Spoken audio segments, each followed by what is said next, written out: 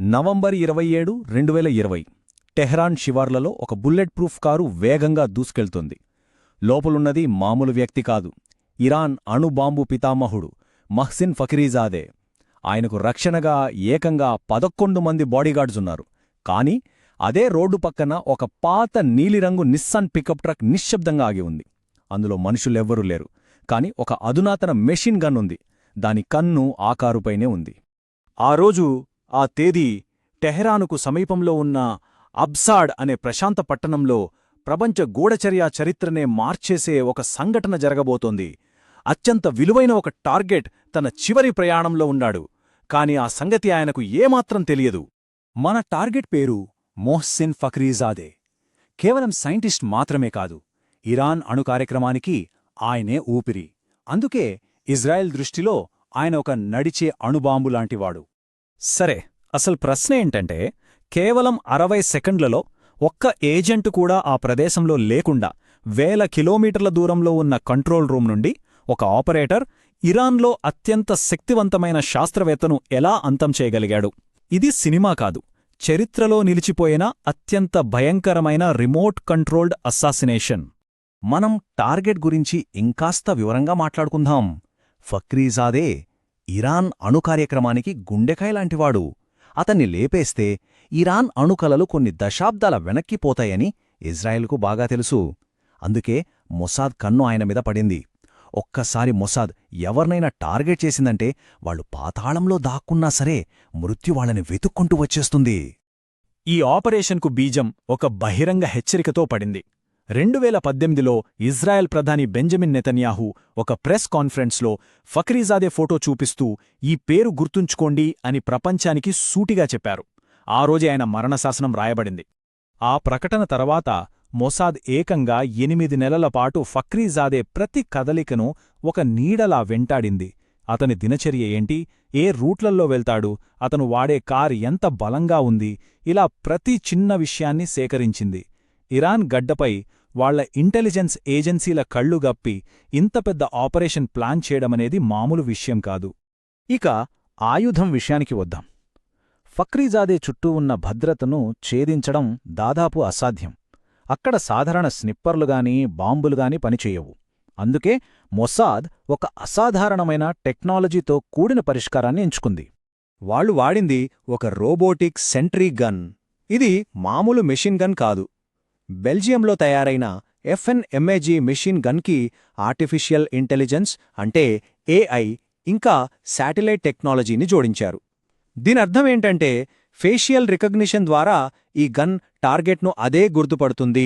వేల మైళ్ల దూరంలో ఉన్న కమాండ్ సెంటర్ నుండి ఒక ఆపరేటర్ ఇచ్చే ఆదేశంతో కాల్పులు జరుపుతుంది. ఈ మొత్తం వెపన్ సిస్టమ్ బరువు సుమారుగా 1 టన్ను. ఒక్కసారి ఆలోచించండి, ఇంత బరువైన ఆయుధాన్ని శత్రుదేశంలోకి ఎలా తీసుకెళ్లగలరు? ఇది మొసాద్ ముందున్న అతిపెద్ద సవాలు. మరి వాళ్లు ఈ సవాలును ఎలా అధిగమించారు? ఒక మాస్టర్ ప్లాన్తో ఆ టన్ను ఆయుధాన్ని చిన్న చిన్న భాగాలుగా విడగొట్టారు. వాటిని వేరువేరు మార్గాల్లో వేరువేరు సమయాల్లో ఇరాన్లోకి స్మగ్లింగ్ చేసి అక్కడున్న ఏజెంట్ల ద్వారా అత్యంత రహస్యంగా మళ్లీ అసెంబుల్ చేశారు. ఇదంతా ఇరాన్ ఇంటెలిజెన్స్ ముక్కు కిందే జరిగింది. ఇప్పుడు మనం అసలు ఘట్టానికే వచ్చేశాం. The attack. నవంబర్ 27 ఉదయం అబ్జోడ్ పట్టణంలో ఒక నీలిరంగు నిస్సాన్ పికప్ ట్రక్ రోడ్డు పక్కన ఆగి ఉంది. చూడ్డానికి చాలా సాధారణంగా ఉంది. కాని ఎవరికీ తెలియదు ఆ ట్రక్కులో కప్పి ఉంచిన టార్పాలిన్ కింద మృత్యువు సిద్ధంగా ఉందని. ఆ రోడ్డు ఫక్రీజాదే తన ఫామ్ హౌస్కు వెళ్లే దారి అని మొసాద్కు ఖచ్చితంగా తెలుసు. మధ్యాహ్నం సరిగ్గా 2:30 ఫక్రీజాదే కాన్వాయ్ ఆ వ్యాన్ దగ్గరికి చేరుకుంది. వెంటనే వేల కిలోమీటర్ల దూరంలో ఉన్న కంట్రోల్ రూమ్ నుండి ఫైర్ కమాండ్ వెళ్ళింది. శాటిలైట్ సిగ్నల్ అక్కడికి చేరడానికి పట్టిన సమయం కేవలం 1.6 సెకండ్లు. మొదటి బుల్లెట్లు కారు విండ్షీల్డ్ను బద్దలు కొట్టాయి. ఏం జరుగుతుందో అర్థం కాక ఫక్రీజాదే కారు దిగి బయటకు వచ్చారు. అదే ఆయన చేసిన అతిపెద్ద చివరి తప్పు. ఆయన బయటకు రాగానే ఏఐ గన్ ఆయన ముఖాన్ని గుర్తుపట్టి 100 కొద్ది బుల్లెట్ల వర్షం కురిపించింది. కేవలం 60 సెకండ్లలో ఆపరేషన్ ఖతం. ఆ ఏఐ టెక్నాలజీ ఎంత ఖచ్చితంగా పనిచేసిందంటే ఆయన పక్కనే నిలబడి ఉన్న ఆయన భార్యకు ఒక్క బుల్లెట్ కూడా తగల్లేదు. బాడీగార్డ్స్ ఏం జరుగుతుందో తెలుసుకుని ఎదురుకాల్పులు జరిపేలోపే అంతా అయిపోయింది. అసలు కాల్పులు ఎటునుంచొస్తున్నాయో కూడా వాళ్ళకర్థం కాలేదు.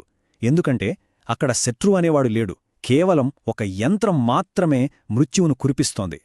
ఆపరేషన్ అయితే ముగిసింది, కాని దాని పర్యవసానాలు అప్పుడే మొదలయ్యాయి. తమ ఆనవాళ్లను పూర్తిగా చెరిపేయడానికి మొసాద్ తమ తర్వాతి ప్లాన్ను అమలు చేసింది. ఆ నిస్సాన్ వ్యాన్ను ఒక పెద్ద పేలుడుతో ధ్వంసం చేసింది. అయితే ఆ పేలుడులో ఆయుధం పూర్తిగా నాశనం కాలేదు. ఇరాన్ ఇంటెలిజెన్స్ ఏజెంట్లు కొన్ని ముఖ్యమైన భాగాలను స్వాధీనం చేసుకోగలిగారు.